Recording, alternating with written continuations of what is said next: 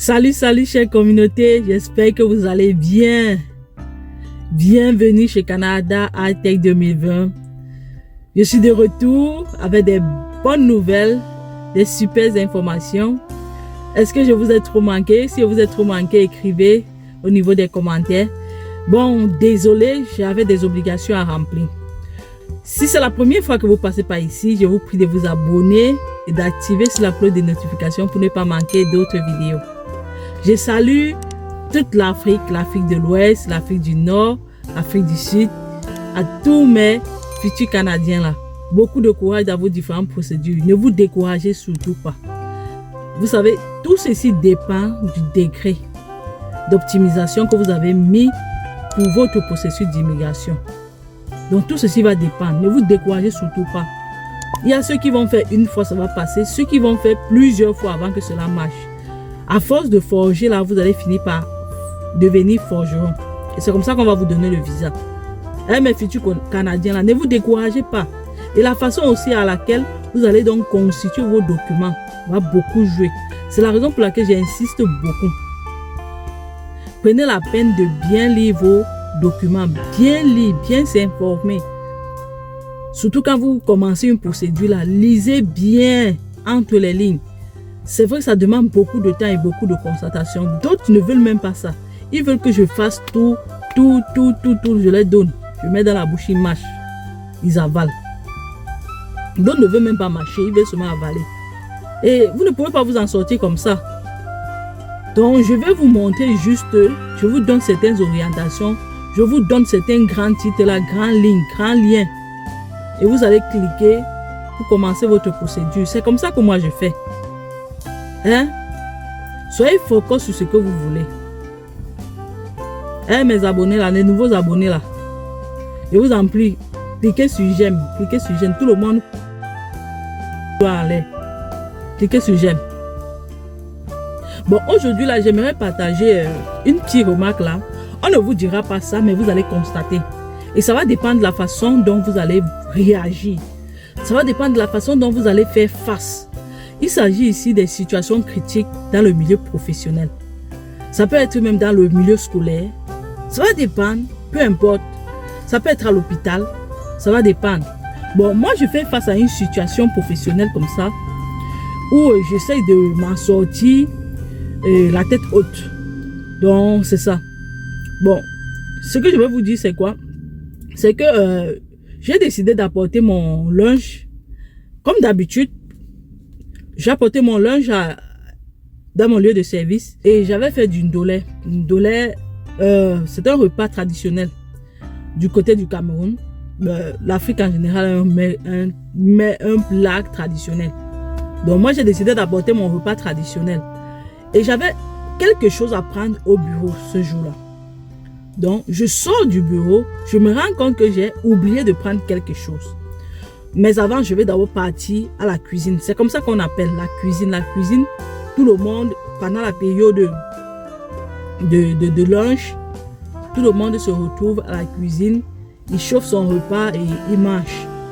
C'est comme ça, comme il fait très froid ici, là. Donc, c'est mieux comme ça. Donc, je vais dans la cuisine, je chauffe mon repas. J'étais sous pression. Pourquoi? Parce que j'avais quelque chose à prendre au bureau. Donc, chose que je ne fais pas souvent, je l'ai mis jusqu'à 2:32 secondes comme ça. Le temps d'aller chercher le document au bureau et je suis revenu, il avait tellement chauffé. Vous savez ce qui se passe généralement quand on chauffe beaucoup. L'odeur monte. Donc, quand tu chauffes beaucoup quelque chose, ou mais alors quand tu prépares même quelque chose avec une forte chaleur, là, l'odeur monte. Mais c'est l'odeur de nourriture, dans le nyami. Donc, c'est bon. Bon, moi, j'ai donc chauffé et je suis revenu. Bon. Je me suis rendu compte que l'odeur est tellement montée. Bon, d'autres gens font avec, ils ne dérangent pas. Mais il y a mon collègue qui venait derrière moi. Maître, qu'est-ce qui sent comme ça? Depuis le couloir, je mange, je sens une odeur. Ah, c'est ta nourriture, Anne, c'est ça. Tu es sûr que c'est la nourriture que tu chauffes là-bas? Tu es sûr? C'est ça qui sent comme ça? Je lui ai dit que mais oui, c'est de la nourriture, c'est la nourriture traditionnelle de chez nous. Si tu veux, tu viens, on mange. Si tu veux, on partage. Il dit que non, tchai, tu ne peux pas. Il se bouche les narines. Donc, j'ai été très choquée. La façon dont il a réagi, bon, j'ai dit que, c'est pas grave. Lui qui n'a même pas l'habitude, même souvent, de nettoyer le micro-ondes avant de chauffer sa nourriture, ce jour-là, il a nettoyé. Et en disant, est-ce qu'il y a encore l'odeur? Est-ce qu'il y a encore l'odeur? Il nettoie, il nettoie. Quelqu'un qui n'a pas l'habitude de le faire. Deux fois, le micro-ondes est même plus sale même que ça. Mais il met seulement son repas là-bas comme ça, il chauffe. Il mange.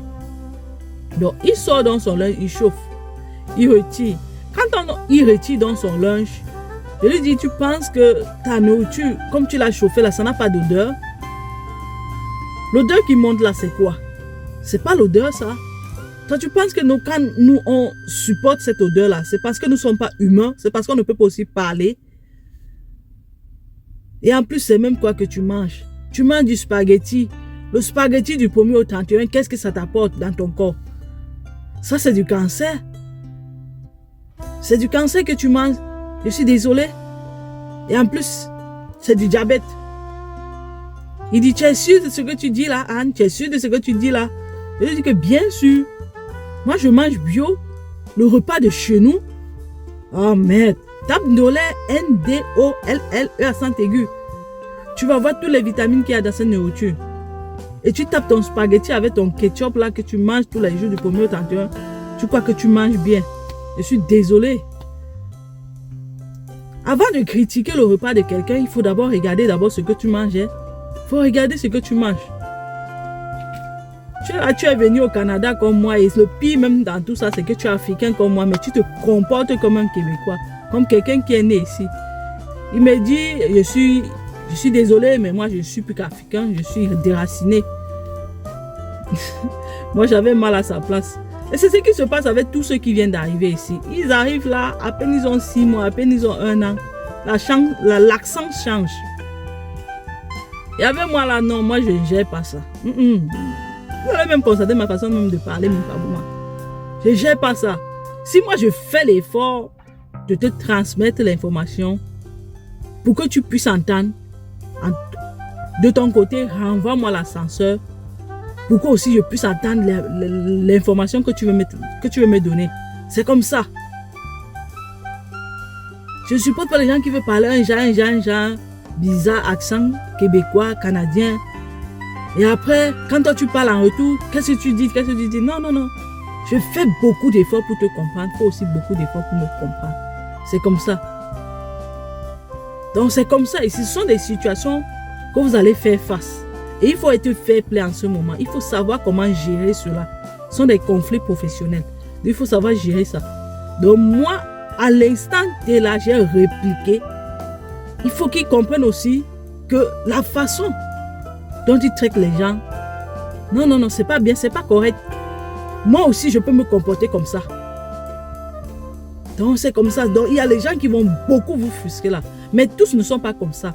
La plupart, si vous êtes 10, alors là, 80 sont hospitalistes. Les 2 là, ils ne vont pas bien se comporter avec vous.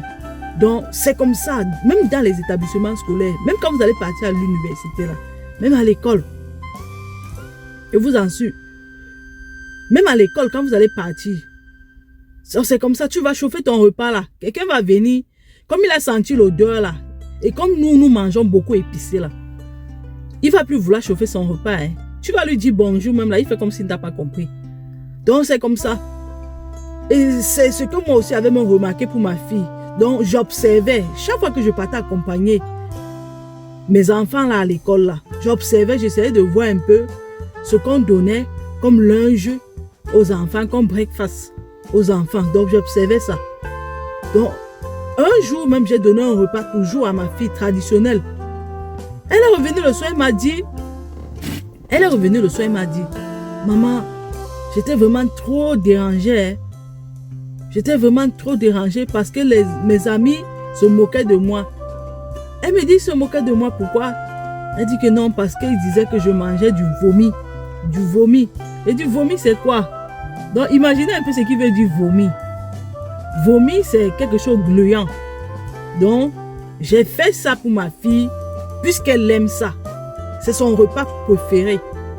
tout ce qui est gluant là, elle aime ça. Avec de la viande, j'ai bien assaisonné. Je l'ai mis dans son sac pour qu'elle mange à midi. Elle me dit qu'elle avait trop de la peine à manger parce que ses amis la regardaient en se moquant d'elle.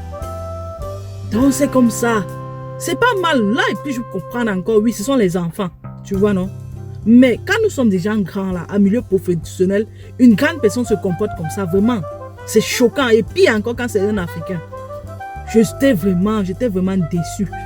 Mais moi, alors là, je n'ai même pas géré. Il est mis directement tout de suite à sa place. La prochaine fois, non, il va bien se préparer avant de sortir quelque chose de sa bouche là. C'est comme ça.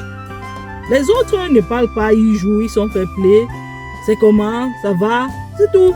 Mais lui, comme il veut montrer qu'il est audacieux, oui, c'est ça, hautain, il va se mettre à parler n'importe comment aux gens, dire n'importe quoi aux gens.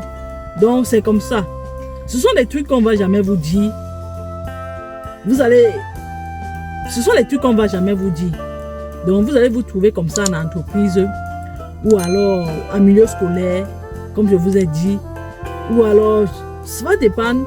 Un endroit où il y a beaucoup de gens et il faut chauffer dans un micro-ondes. Bon, il faudrait éviter donc de chauffer pendant longtemps. Donc, évitez de chauffer juste 1 minute. C'est tout. Donc, parce que si tu ne peux pas trop épicer là, l'odeur va monter. Ça peut causer quelque chose comme moi, ça m'a causé là. Bon, c'était tout pour cette vidéo. C'était tout pour cette vidéo. Dites-moi, est-ce qu'il y a un repas que lorsqu'on chauffe, l'odeur ne monte pas? Dites-moi. Ou alors, est-ce qu'il y a un repas que lorsqu'on prépare, ça n'a pas d'odeur? Est-ce qu'il y a un repas inodore? Dites-moi. À part l'eau, dites-moi. Moi, je suis surpris quand je chauffe mon linge. Et je l'ai aussi chauffé. Comme je voulais, je voulais le manger. Je voulais le manger chaud. Quelqu'un me demande si c'est la nourriture. Ce n'est pas la nourriture, c'est quoi? Je vous aime beaucoup. Partagez la vidéo. Si c'est la première fois que tu passes par ici, partage la vidéo, abonne-toi. Et on se revoit à la prochaine vidéo. Ciao.